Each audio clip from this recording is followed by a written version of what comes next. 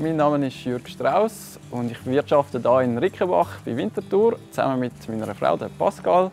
Ein vielseitiger Biohof mit Obstbau und Weinbau und auch Ackerbau.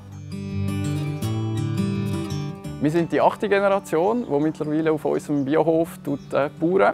Wir haben in den letzten Jahren den Hof viel mehr in Sachen Biodiversität und auch so ein bisschen intensiver auf Produktivität, auf Kleinflächigkeit intensiviert.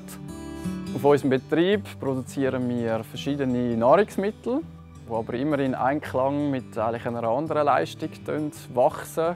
Früher hat man so eher die Standard-Tierhaltung, Ackerfrüchte gehabt. Mittlerweile sind wir wirklich ein Betrieb, der sehr vielfältig aufgestellt ist. Unsere Familie besteht aus mir und Pascal. Wir haben auch noch 2 kleine Kinder, Sophie und Matteo, die 6 und 8 sind und immer um uns irgendwo herumschwirren.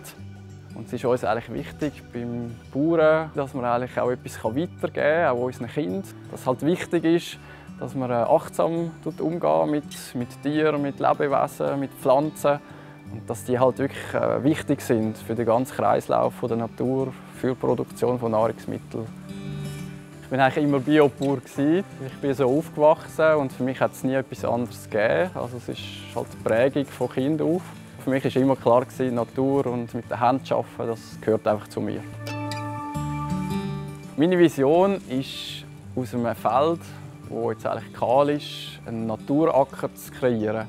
Ein Naturacker, der selber funktioniert, ohne fremde Hilfsmittel, der die Naturgesetze respektiert, der sehr viel produziert an Nahrungsmitteln, aber zugleich halt auch Biodiversität sehr stark fördert, wo die Produktion von Nahrungsmitteln und Biodiversität im Einklang stehen.